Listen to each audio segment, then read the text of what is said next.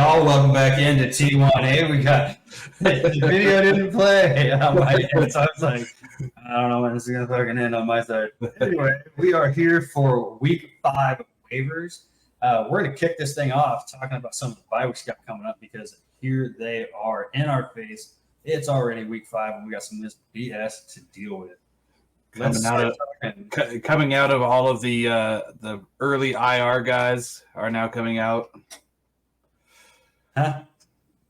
Week 5, all the guys that were on IR can come off. Say something nasty again. I said all the guys on IR, they can come off. That's disgusting. Yeah, but a lot of those guys like Cup, I don't think Cup's going to come back and play right away.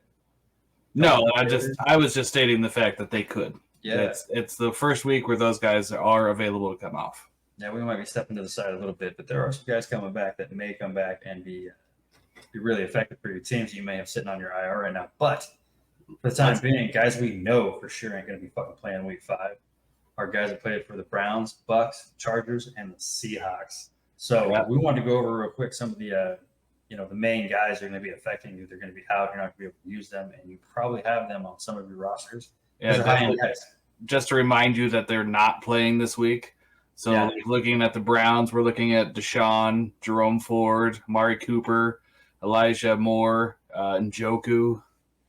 Yeah, you've probably got a share of those guys if you're D-gens like us and you're in way too many fucking leagues. Probably got one share. You move on to the Bucks. Pretty good offensive weapons here in fantasy. Nothing really elite, but you've definitely got some of these guys mixed into your rosters because they are contributors. Baker Mayfield, especially in super flex leagues, you're definitely going to miss him this week. You're going to want to get the other quarterback too you've got on your bench hopefully in there. Mike Evans, Chris Godwin, the wide receivers out there. Evans probably was going to help you out this week anyway if he was going to play. That hammy doesn't look too good. Might be out a couple weeks on that. And Rashad White. I mean, I like the guy, but you know what? People are fucking playing him as his RB2, and he's putting up those numbers, so you're going to need to replace that guy this week too. Yeah, I think it's also really hard to replace some of the guys that are going for the Chargers. Herbert being on top of his game, Keenan being on the top, so that's 2 really big hitters. Eckler should have been able to come back this week. That's another one where they're sitting out, so look for him definitely in week 6. We also looked at QJ, Joshua Palmer, Josh Kelly, just because guys that you might have been relying on in the last week or hoped that they had some sort of relevance, probably not going to have it. All them fucking tight ends. I know Gerald Everett, popular start. Donald Parham had that 2-touchdown game, and all of a sudden, got to start him. Yeah. Yeah, those guys are going to be playing this week. Okay, and then the Seahawks round all this up. They just wrapped up a really good chippy game against the Giants in New York. Good effort by those guys coming out 24-3. But the dudes you're not going to be able to use off this team next week include Geno Smith in super flex leagues. You're probably starting him. And it's time. It's time to go to bed. Sorry. All right, we got to go. Geno, it's good for him. He's probably going to have his bye week because that hit he took. You probably saw that. That didn't look very good. That knee looked buckled up a little bit. That'll give him some time to heal up. Kenneth Walker, I know he's starting on some teams as an RB1, definitely as an RB2 if you lined up your draft right. DK Metcalf and Tyler Lockett, want to bring those 2 guys up, the main 2 wide receivers for Geno Smith. Those guys are going to be out, and they're probably starting in your wide receiver 2, wide receiver 3 slots. JSN and deeper leagues is somebody to take into account. And Noah Fant might be starting somewhere out there as a tight end streamer.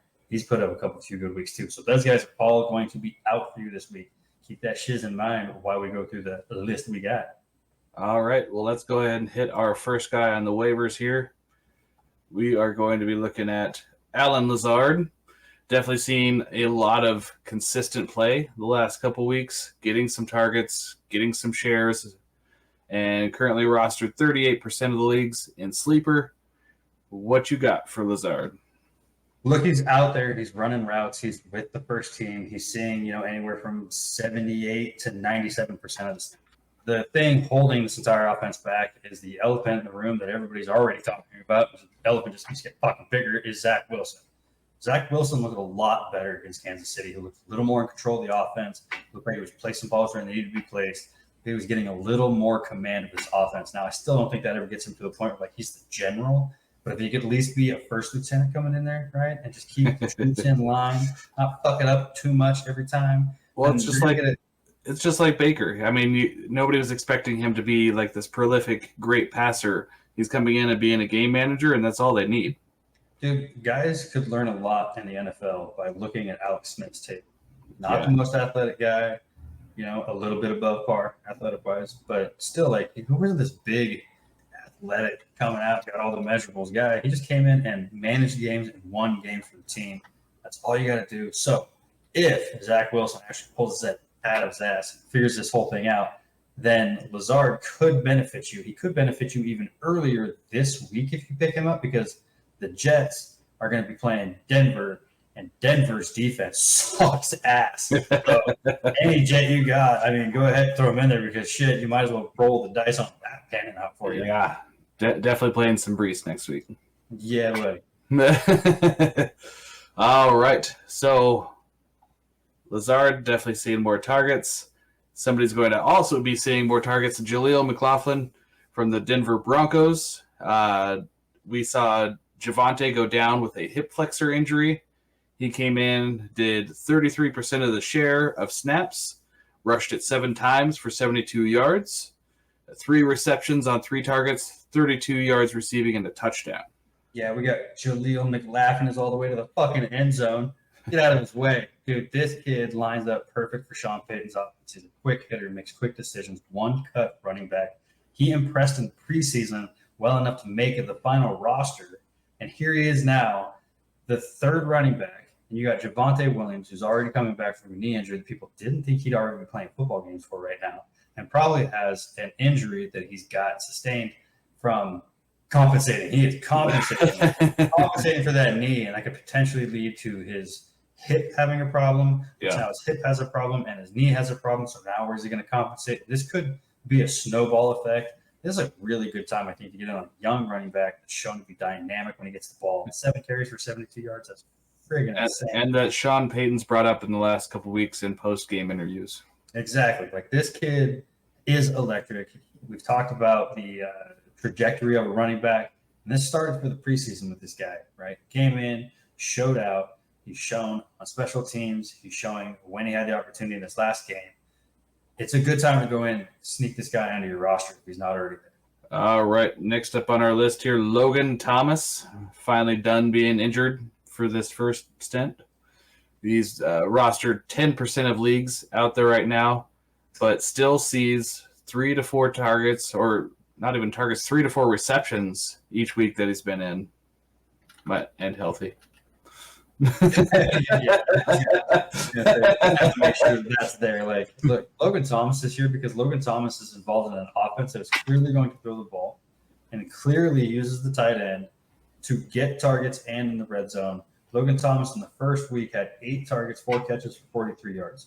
Week 2, when he only played in 40% of the snaps, this is like half of the actual stats he would have gotten. He had 3 targets, 2 catches, 11 yards, and a touchdown. He's getting red zone looks. Yeah, 22. He averaged 11. Yeah, 3 for 3. Oh, sorry, 22. The average. Thank you. 3 for 3 last week for 41 yards. He's getting utilized. He's healthy right now. Right? As a tight end streamer, these are the guys we're talking about. If you had Gerald Everett, Donald Parham, and Joku, and you're looking for, like, damn it, I need to get a better streaming tight end because the guy I have on my bench right now is no fucking good. I didn't hit on that. Go grab Logan Thomas. Throw him in your tight end slot this week. They've got Chicago, which even Denver was able to put up a good amount of points on those guys. Or you're sitting on somebody.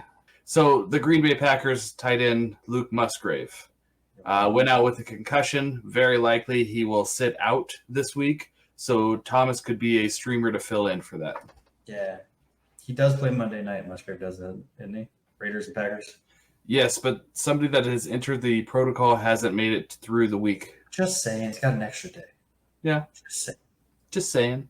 Cover that ass, though, because right now you're going out there to get Logan Thomas. You're trying to put the blanket over the bare butt because you left it open in your draft. See how that'll. Yeah. Speaking of cheeks, Yeah. Pitts has been sucking butt, so we got Jonnu on here. Pets. Jonnu has been seeing targets each and every week. In fact, last week they both put up 11.2 fantasy points. Wait, that was week 3. Week 4. Oh. What is that? That was week 3. Delete. Yeah, last week. Yeah, No, this they is just week played 4. No, it's not. It's week 5 waivers. They just played week 4. They just played week 4. The week before that was week 3. Oh, well, I mean, okay. To me, week before is week 4 that just got played. Well, they haven't played week My 5. misunderstanding. It's gone now. It's gone.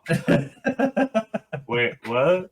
That's how good my week 4 went in fantasy football. I am on to week 5. On to week 5. Let's go. Yeah. Is it Thursday? Okay, yes, week before. Continue.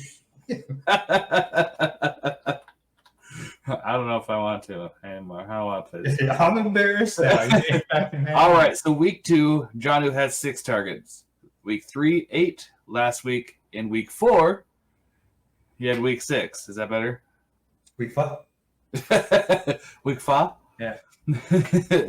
So, last 3 weeks, Jonnu has a total of 15 receptions. So, looking for a streaming tight end, I think Jonnu's got a good option for you. It's brought up in the sleeper notification. If you click on the button and read it. And something that I think people forget about, because even we kind of spaced it for a second. Kyle Pitts had a knee injury, right? Kind of mid-season-ish last year. Had messy MCL get all messed up. He's still coming back from that. And right now, Jonnu Smith is filling the tight end spot that Kyle Pitts is having trouble filling for this team. And he's clearly seeing the targets on it. Drake London, I don't know what's going on with him, but he's going to get his shit together sooner or later. And Bijan is just sooner or later going to just take over that backfield.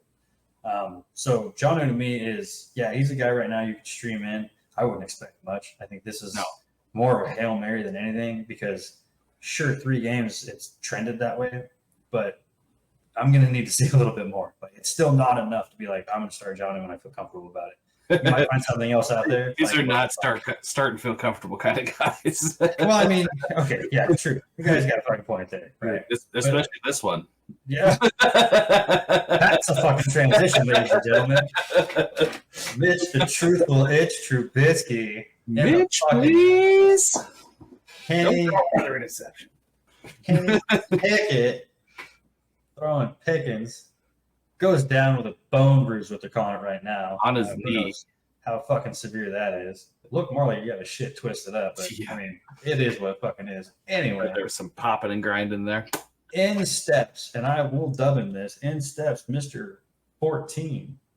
Because that's how many fucking points Mr. Trubisky is going to get you. That's 14 fucking points.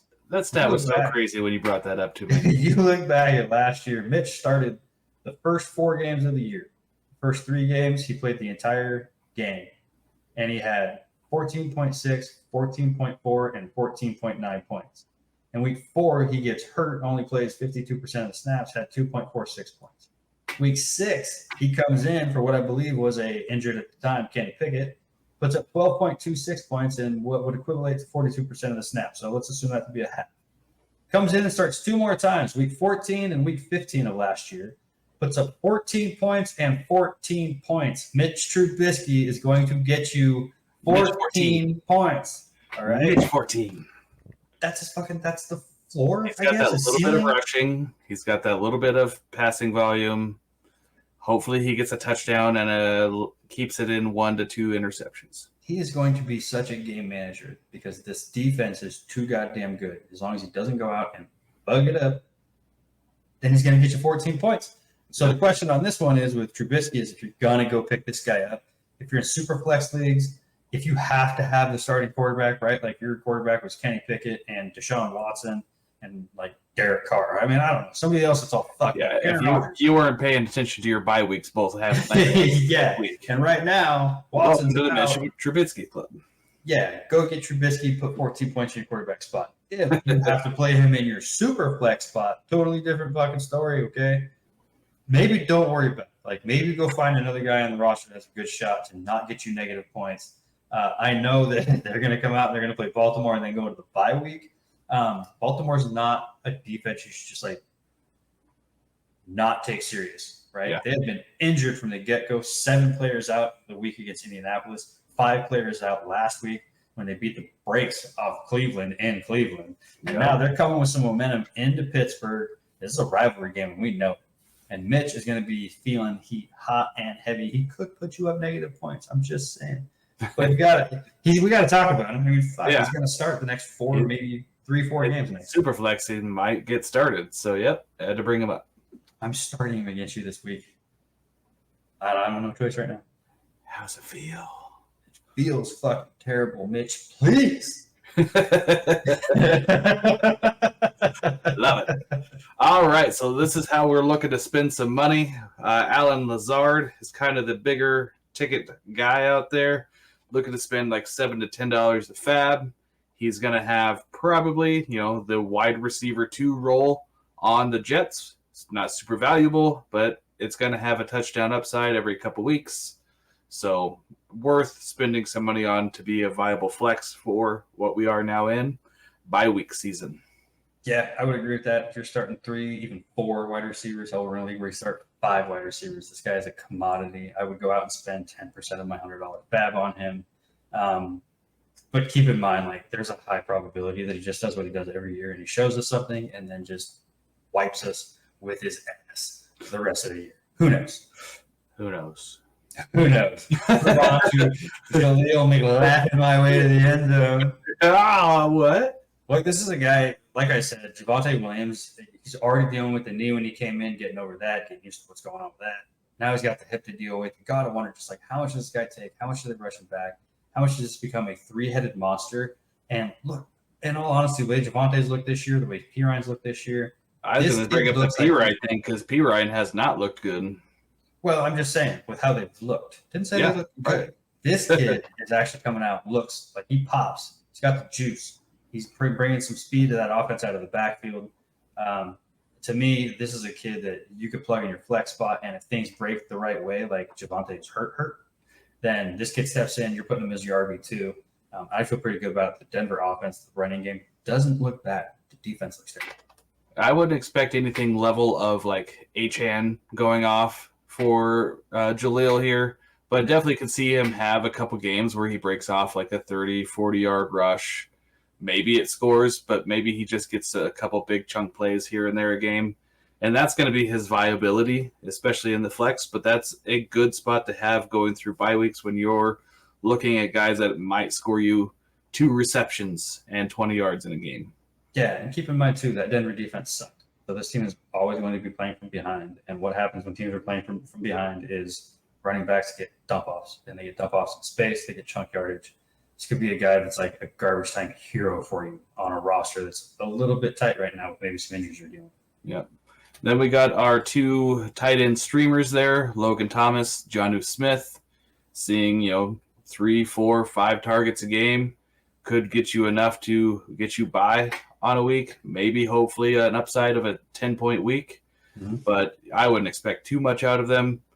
But the floor is pretty level, about, 4 to 5 points a week. Yeah, if you get 3 for 41 again at Logan Thomas this week, pat yourself on the back, picking him up, putting him in there, especially put him over somebody else. And same with Johnny. You pick him up and he comes out and has, 8 targets, 5 catches, and 80 yards. Pat yourself on the back for picking him up and plugging him into a tight end streaming spot. But don't be surprised if they fucking goose egg the shit out of you. Yeah, not one bit. They still should be able to see a target and get something for you, but it's going to be better than starting no tight end. Damn. Which is not always great. And then we got Mitch, 14. You're not buying him in a single quarterback league. There's no reason to, unless you're in like a 16 or 20 team league in which you absolutely need a quarterback. But in a single quarterback, you don't need to buy Mitch Trubisky. You're going to be in a super flex is where you're going to look to obtain him.